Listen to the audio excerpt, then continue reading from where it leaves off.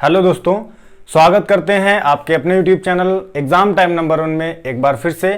दोस्तों आज हम लोग बात करेंगे सिंधु घाटी सभ्यता टॉपिक के बारे में। इसके पहले आपको भारत का प्राचीन इतिहास का वीडियो आपको मिल चुका है, जिसमें से आप लोगों को बताया गया था पूरा पाषाण काल, मध्य पाषाण काल, नव पाषाण काल, और उसमें से जैसे आपका प्रागैतिहासिक काल हो गया, आद्य ऐतिहासिक काल हो गया, और उसके बाद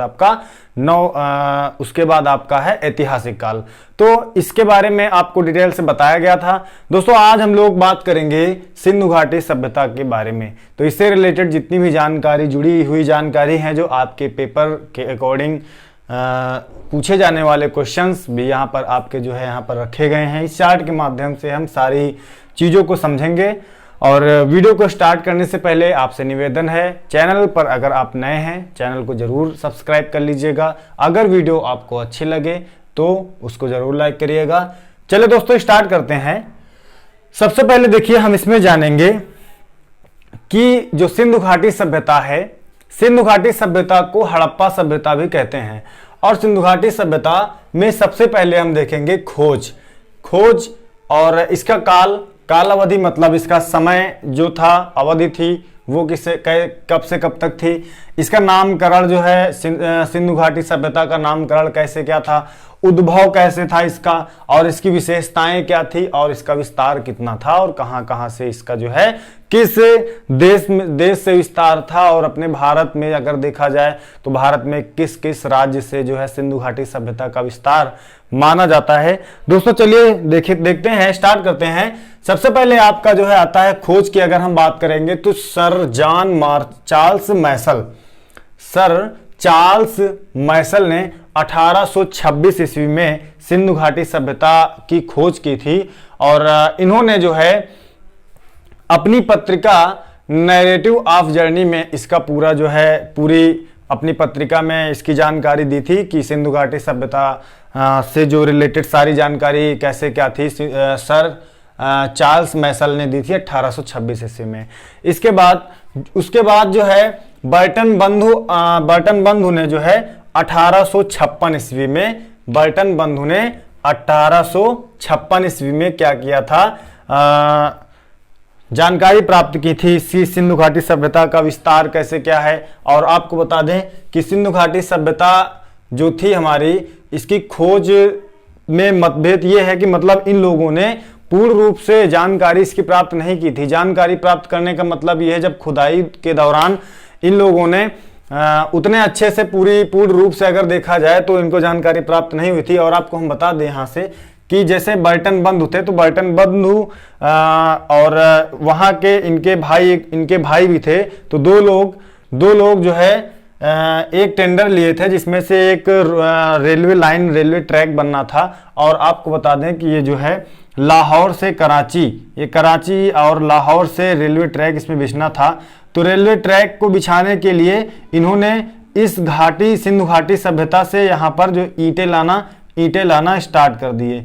तो ईंटें जब लाना स्टार्ट कर दिए तो यहाँ से इनको पता तो चला इनको यहाँ से कि हाँ, यहाँ पर कोई ना कोई जो है नगरीय सभ्यता रही होगी, जिससे यहाँ पर इतने ज़्यादा ईंटों और जो है बड़े बड़े महल टाइप के, या फिर वहाँ से इनको ऐसी जानकारी मिली। लेकिन इन लोगों ने पूर्ण रूप से इसको जो है अच्छे तरीके से ध्यान में न रखते हुए इसको एकदम सीरियसली नहीं लिए। और यहीं पर इसकी खुदाई करने के बाद ये जिनका जब कराची से लाहौर तक का रेलवे ट्रैक हो गया तो इन लोगों ने इसको छोड़ दिया।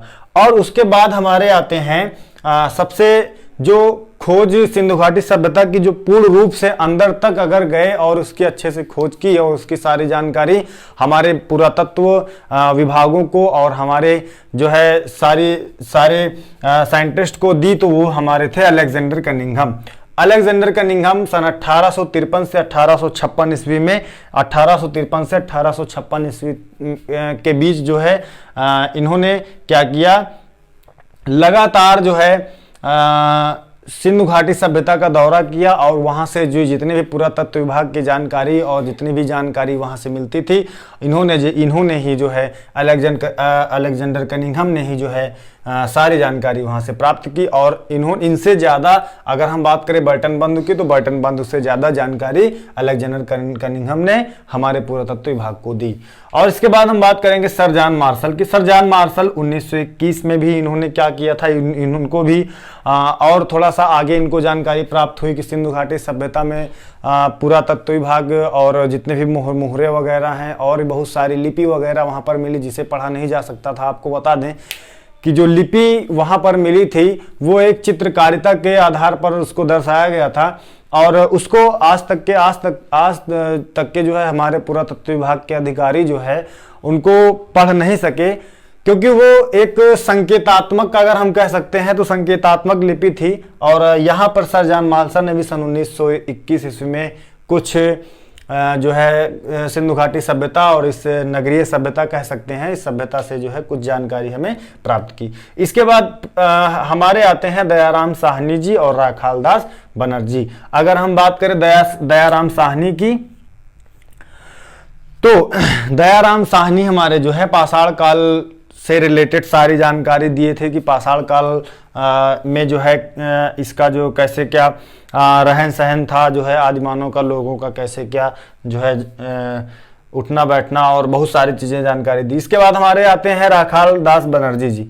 और राखाल दास बनर्जी, आपको बता दें, राखाल दास बनर्जी हमारे मोहनजोदड़ो की जानकारी दी थी कि मोहनजोदड़ो भी एक कोई ऐसा शहर था पहले कि एक शहर टाइप में बसा हुआ था, जिसमें से उनका जो है रहन सहन और अगर हम कह सकते हैं उनका सामाजिक और राजनीतिक, आर्थिक, ये सारी चीज़ें जो है सांस्कृतिक, सारी चीज़ें के बारे में जानकारी दी।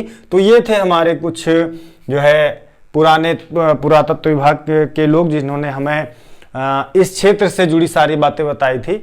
अब इसके हम बात करते हैं काल की बात करेंगे तो सर जॉन मार्शल के अनुसार जो है, सर जॉन मार्शल के अनुसार 3250 बीसी से 2750 बीसी तक जो है सिंधु घाटी सभ्यता का एक एवरेजन या एक औसत माना गया कि 3250 से बीसी से 2750 बीसी तक का अवस्थायी अवधि थी।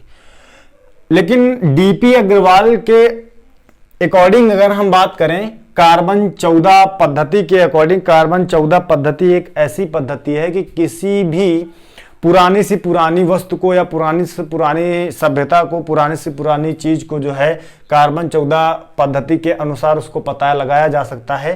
तो कार्बन 14 पद्धति के अनुसार डीपी अग्रवाल के मत के अनुसार अगर हम बात करेंगे तो 2300 से 1750 ईस्वी की अवधि इन्होंने बताया कि 2300 से 1750 की अवधि एक ऐसी अवधि है जिस अवधि में सिंधु घाटी सभ्यता का उद्भव हुआ था और सिंधु घाटी सभ्यता का सामाजिक, आर्थिक और राजनीतिक व्यापार चलता था।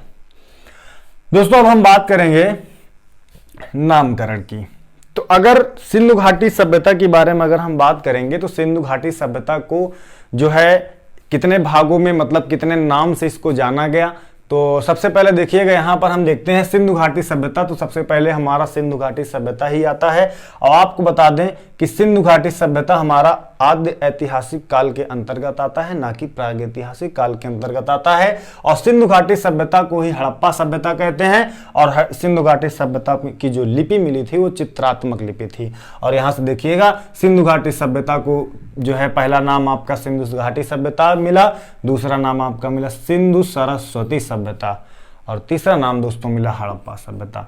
तो ये सिंधु घाटी सभ्यता को 3 नाम से जाना जाता है। इसके बाद देखिएगा अगर उद्भव की बात हम करेंगे तो विदेशी मत के अनुसार, विदेशी मत का मतलब जो विदेश के लोग थे उनके अनुसार सिंधु घाटी सभ्यता को सुमेरियन सभ्यता कहा गया। और सुमेरियन सभ्यता कैसे कहा गया, मान के चलिए कि अगर यहां से आपका सिंधु घाटी सभ्यता है और सिंधु घाटी सभ्यता के बाद यहाँ थोड़ी दूर अगर आगे आएंगे तो यहाँ आता है आपका मेसोपोटामिया की सभ्यता, थोड़ी दूर और आएंगे तो यहाँ पर आपको मिलेगा मिस्र की सभ्यता। तो इस मेसोपोटामिया की सभ्यता में एक ऐसी सभ्यता थी जिसे सुमेरियन सभ्यता कहा जाता था। सुमेरियन सभ्यता, कौन सी सभ्यता कहा जाता था? सुमेरियन सभ्यता। तो विदेशी लोगों के मत के अनुसार ये सभ्यता सिंधु घाटी सभ्यता की यहाँ से जो सुमेरियन लोग थे, यहीं पर ये लोग जाकर यहीं सिंधु घाटी सभ्यता में आए और यहीं पर अपना जो है घर वर बनाया, महल बनाया, जो है जितने भी अपने समाज को आगे बढ़ाया। जो है विदेशी के मत के अनुसार ये बातें थी कि यहाँ की सारी सभ्यताएं जो थी सुमेरियन सभ्यता के अकॉर्डिंग चलती थी। लेकिन अब यहाँ पर जो है सुमेरियन सभ्यता को मानने वाले मार्शल व्हीलर और चाइल्ड डीडी कौसाम्बी थे। ये लोग जो है, इन लोगों का कहना था कि सुमेरियन मेसोपोटामिया के सभ्यता में सुमेरियन सभ्यता के जो लोग थे वो लोग सिंधु घाटी सभ्यता में जाकर वहीं पर अपना रहन सहन करने लगे, गुजर बसर करने लगे। तो वहीं से जो है अगर कहें ये लोग तो कि वही मिस्र मेसोपोटामिया की सभ्यता और सिंधु घाटी की सभ्यता दोनों का मिश्रण हो गया था। लेकिन ऐसा नहीं। और स्थानीय मत, अगर यहाँ अपने स्थानीय लोगों की बात करेंगे अपने, तो स्थानीय लोगों की बात में द्रविड़ राखालदास बनर्जी, ये लोग, इन लोगों का कहना ये है कि ये जो सिंधु घाटी सभ्यता है, सिंधु घाटी सभ्यता बहुत पुरानी सभ्यता है और उस पुरानी सभ्यता में हमारे यहीं के जो लोग थे, जो मानव थे, ये लोग जो है पहले से ही यहीं पर जो है घर बनाकर रहते थे। और इसमें एक ऐसा सिस्टम था कि सिंधु घाटी सभ्यता में बहुत बड़े बड़े, जैसे अगर हम कह सकते हैं कि एक साइज के अगर मकान बनते थे, एक साइज के एक सिस्टम के अकॉर्डिंग मकान बनते थे। तो इन लोगों का कहना है कि जो सिंधु घाटी सभ्यता है वो हमारे यहाँ की सभ्यता है, ना कि विदेशी सभ्यता है। और इस बात को मानने के लिए राखालदास बनर्जी और आर्य टी.एन. रामचंद्र, लक्ष्मण स्वरूप पुसालकर। अच्छा, आर्य की बात आए तो कुछ लोगों का कहना यह है कि सिंधु घाटी सभ्यता का जो उद्भव हुआ था वो आर्य से हुआ था, लेकिन ऐसा नहीं है। आर्य तो आपके बाद में आए थे। देखिए, अब हम विशेषता की बात करते, देखिएगा, नगरीय सभ्यता, नगरीय सभ्यता, कांस्य युगीन सभ्यता, आद्य ऐतिहासिक सभ्यता, शांत प्रिय सभ्यता, व्यापार प्रधान, विस्तृत सभ्यता, राजनीतिक, आर्थिक और सामाजिक सांस्कृतिक। नगरीय सभ्यता, नगरीय सभ्यता का मतलब यह है कि ये लोग नगर बसा कर रहते थे और उस नगर में ही अपना जो है पूरा सुव्यवस्थित तरीके से रहते थे। और नगर में आपको बता दें कि नगर में नालियां और बड़े बड़े अन्नागार और मकान, इन सब के जो है पुरातत्व विभागों को इन सब की जानकारी मिली कि ऐसा इस ड्यूरेशन में रहा होगा। और उसके बाद अगर हम कांस्य युगीन सभ्यता की बात करेंगे तो आपको बता दें, जो कांस्य युगीन, कांस्य एक ऐसा जो है कह सकते हैं कि कांस्य जो है दो धातुओं से मिलकर बनता है। एक हमारा है तांबा और एक हमारा है टीन। तो इन दो धातुओं से मिलकर हमारा कांस्य जो है धातु बनती है। और कांस्य युगीन का मतलब यह है कि ऐसा युग जिसमें कांस्य के धातु जो है चलती थी, कांस्य धातु चलती थी, ना कि अगर हम कह सकते हैं जिसमें से ना उतनी टाइम लोहा का उतना ज़्यादा सिस्टम रहा होगा। तो कांस्य उतनी टाइम चलता था। आद्य ऐतिहासिक काल की अगर हम बात करेंगे तो आद्य ऐतिहासिक काल में ही आपका जो है पाषाण काल मिलता है। और क्या मिलता है आपका, आद्य ऐतिहासिक काल में ही सिंधु घाटी सभ्यता मिलती है। और इसी हिसाब से अगर हम देखें तो आद्य ऐतिहासिक काल एक ऐसा काल जिसमें जो आपकी चित्रात्मक लिपि मिली उसे क्या किया गया था, पढ़ा नहीं जा सका था। तो ये आपकी आद्य ऐतिहासिक काल के अंतर्गत आता है। हम बात करेंगे शांति प्रिय सभ्यता।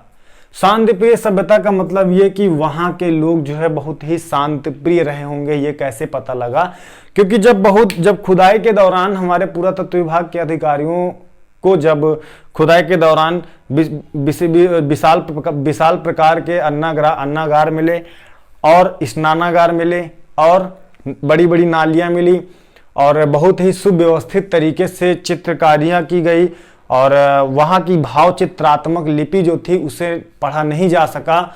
तो ये सारी चीज़ें थी। तो वहाँ पर खुदाई के दौरान ऐसा नहीं था कि वहाँ पर कोई लोहा के औजार या कोई औजार बहुत सारे मिले हों, कि मतलब जितने भी धातु के प्रकार के धातु के औजार होते हैं वो ऐसा कोई औजार नहीं मिला। तो वहाँ से समझा जा सकता है कि यहाँ के लोग जो थे क्या थे, शांति प्रिय सभ्यता के लोग थे। लड़ाई इनमें नहीं होती थी। ये लोग एक दूसरे को मैनेज करके, एक दूसरे को समझकर जो है रहते थे। अब हम बात करेंगे व्यापार प्रधान की। तो व्यापार प्रधान में आपको बता दें कि इस सभ्यता में जो है व्यापार की बात करेंगे तो इस सभ्यता में जो यहाँ के लोग थे खेतों कृषि पर निर्भर थे और पशुपालन पर निर्भर थे। खेती में जौ, मक्का, गेहूं, बाजरा ये सारी चीजें करते थे। और पशुपालन की बात करेंगे तो सबसे पहले आपको बताया गया था कि सबसे पहले इन लोगों ने कुत्ता को अपना पशुपालन बनाया था और इसके बाद धीरे धीरे इन लोगों ने और जानवरों को जो है अपना पालतू पशु बनाने लगे। तो इनसे ये सारी चीजें इनको यहाँ से मिलती गई और इनका व्यापार जो है खेती के माध्यम से, कृषि के माध्यम से धीरे धीरे इनका व्यापार बढ़ता गया। और जो व्यापार प्रधान मतलब यहाँ से जो है सबसे ज्यादा इनको अगर प्रॉफिट होता था तो कृषि से होता था। विस्तृत सभ्यता की बात करेंगे तो ये सभ्यता का विस्तार जो है बहुत ही बड़ा है। तो अभी विस्तार के बारे में हम बात करेंगे। राजनीतिक, अब राजनीतिक अगर हम बात करें तो इनका राजनीतिक सिस्टम कैसा था, मतलब राजतंत्र था कि प्रजातंत्र था, कि वहां पर ये लोग कैसे रहते थे, अभी इस विषय में कोई भी जानकारी हमें प्राप्त नहीं है। लेकिन हाँ, ये कहा जा सकता है कि लोग जो उतने टाइम वहां पर रहते थे तो वो लोग जो है एक दूसरे का सहयोग करके रहते होंगे, क्योंकि तभी यहाँ पर बात आई शांति प्रिय की, तभी वहां पर कोई लड़ाई झगड़ा वाली बात आपको खुदाई के दौरान नहीं मिली। अब हम बात करेंगे आर्थिक। तो आर्थिक के बात करेंगे तो आर्थिक में हमारा जो सबसे ज्यादा इनको कृषि से ही इनको व्यापार, इनका कृषि से व्यापार इनका बढ़ता था। तो कृषि से ही उतनी टाइम मुहरे चलती थी और मुहरे मतलब लेन देन बदलने वाला पूरा सिस्टम था, ना कि वहां कोई पैसा वैसा कुछ नहीं चलता था। सामाजिक की बात करेंगे तो आपको बता दें उतनी टाइम माना जाता है कि उतनी टाइम 4 प्रकार के समाज रहे होंगे। सबसे प्रथम समाज में पंडित, ब्राह्मण, ज्योतिषी को रखा गया होगा और द्वितीय समाज में क्षत्रिय और कह सकते हैं मंत्रियों को रखा गया। तृतीय समाज में रखा गया व्यापारी को और उद्योगपतियों को रखा गया। और जो चतुर्थ समाज आपका आया तो इसमें जो है रखा गया श्रमिकों को, नौकरों को और भी इससे नीचे कैटेगरी में लोगों को रखा गया। तो सामाजिक स्तर और उतनी टाइम ये सारी चीज़ें थी। और सांस्कृतिक की अगर हम बात करेंगे तो आपको यहाँ पर बता दें कि जो भाव चित्रात्मक लिपि थी आपको वहाँ पर मिली थी। तो ये लिपि आपका जो है सांकेतिक भाषा में लिखी गई थी। इसे अभी तक पढ़ा नहीं जा सका। जितने भी पुरातत्व विभाग के अधिकारी थे वो लोग आज तक अभी इसे पढ़ नहीं पाए हैं। दोस्तों इसके बाद हम बात करेंगे विस्तार के बारे में। और विस्तार आपका जो है प्रमुख स्थल और पतन। प्रमुख स्थल के बारे में पहले हम बात करेंगे कि इसका विस्तार कितने कितने राज्यों में है और कितने देशों से इसका विस्तार जो था कितने वर्ग किलोमीटर था। और इसमें भारत की अगर बात करेंगे तो भारत में इसका विस्तार कितने राज्य से होकर जाता है, देखिएगा। अब इसके आगे देखिएगा। इसके बाद हम लोग बात करते हैं सिंधु घाटी सभ्यता का विस्तार कैसे था और किन किन देशों से था। देखिए ये हमारा जो है भारत है, पूरा भारत आपका ये बना हुआ है। और इस भारत में अगर हम बात करेंगे तो ये आपका यहाँ पर आता है मांदा। मांदा आपका जम्मू कश्मीर में है। और जम्मू कश्मीर आपको पता है किस नदी के किनारे है, चिनाब नदी के किनारे है। तो ये मांदा हो गया। और यहाँ पर है आपका सुतकागेडोर, आगे आपका सुतकागेडोर। और सुतकागेडोर आपका यहाँ पर है बलूचिस्तान में है।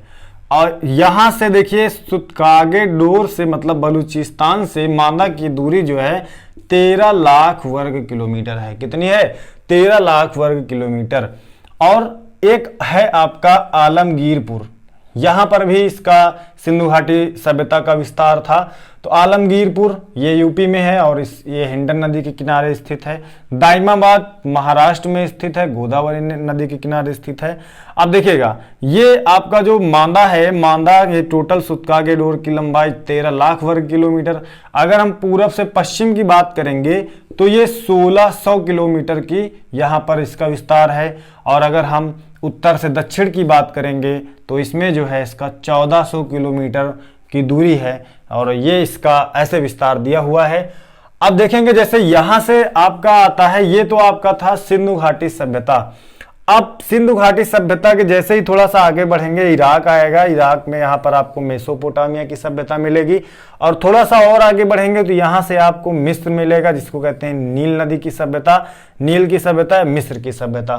तो अगर यहाँ पर एक बात समझने वाली है कि अगर देखा जाए तो हमारी जो सिंधु घाटी सभ्यता एक भारत देश की सबसे बड़ी सभ्यता ही नहीं बल्कि दुनिया की 4 सबसे बड़ी सभ्यताओं में से एक है। देखिएगा जो हमारी सिंधु घाटी सभ्यता है, उस सिंधु घाटी सभ्यता, मेसोपोटामिया सभ्यता और मिस्र सभ्यता को अगर हम दोनों को एक कर दिया जाए तो उससे ज्यादा हमारी सिंधु घाटी सभ्यता का विस्तार है। ये हमारी सिंधु घाटी सभ्यता है। और आपको बता दें ये सारे जितने भी राज्य यहाँ पर आपके हैं, उत्तर प्रदेश हो गया और यहाँ से महाराष्ट्र हो गया, गुजरात हो गया, जम्मू कश्मीर हो गया, इन सारे राज्यों में इसका विस्तार है। और आपको बता दें कि पहले जो है सबसे ज्यादा अफगानिस्तान और पाकिस्तान, भारत अगर देखा जाए तो सिंधु घाटी सभ्यता का जो सबसे ज्यादा विस्तार वो अफगानिस्तान, पाकिस्तान और भारत में है। और आपको बता दें पहले जो है 40 से 50 स्थल ही इसके खोजे गए थे, लेकिन वर्तमान में 1500 स्थल से ज्यादा खोजे जा चुके हैं। वर्तमान में 1500 स्थल से ज्यादा सिंधु घाटी सभ्यता के स्थल खोजे जा चुके हैं, और इनमें से सबसे ज्यादा जो स्थल मिले वो गुजरात में मिले। कहां मिले? सबसे ज्यादा स्थल गुजरात में मिले। और आपको हम बता दें कि सबसे ज्यादा जो स्थल मिले, 900 से अधिक स्थल हमारे भारत देश में मिले, 900 से अधिक स्थल भारत देश में मिले, और बाकी अफगानिस्तान और पाकिस्तान में जो है इसके स्थल पाए गए। दोस्तों ये थी सिंधु घाटी सभ्यता का पूरा विस्तार, आपको इस चित्र के माध्यम से आपको बताया गया। दोस्तों इसके बाद देखिएगा, हमें उम्मीद है आपको वीडियो अच्छा लगा होगा। अगर आपको वीडियो अच्छा लगा हो तो वीडियो को लाइक जरूर करिएगा, अपने दोस्तों में वीडियो को जरूर शेयर करिएगा। फिर मिलते हैं अगले वीडियो में। और आपको बता दें कि ये जो एग्जाम पॉइंट्स ऑफ व्यू जितना भी देखा गया उस अकॉर्डिंग आपको यहाँ से बताया गया। बेसिकली जितनी भी चीज़ें हमको यहाँ पर मिली उन सारी चीज़ों को हम बताने का प्रयास किए हैं। और आपको बता दें कि जितनी भी एग्जाम के अकॉर्डिंग आपको यहाँ पर समझ में आ गया होगा कि एग्जाम के अकॉर्डिंग जितनी भी क्वेश्चन से आपके यहाँ पर बनते हैं, क्वेश्चंस बहुत तरीके से आपके बन जाते हैं। तो अब इसके बाद फिर नया वीडियो आपको जो है इसी से रिलेटेड सिंधु घाटी सभ्यता से रिलेटेड मिलेगा, क्योंकि अभी ये आपका पूर्ण वीडियो नहीं था, ये छोटा सा वीडियो था जिसमें से आपको इसका खोज और इसका उद्भव है ना, और सामाजिक स्तर क्या था, सांस्कृतिक स्तर क्या था, इसका विस्तार कैसे था, तो इसकी खोज और ये सारी चीज़ें आज आपको बताई गई वीडियो के माध्यम से। दोस्तों फिर मिलते हैं अगले वीडियो में। आशा करते हैं आप लोग हमारा सहयोग करेंगे। मिलते हैं अगले वीडियो में। जय हिंद।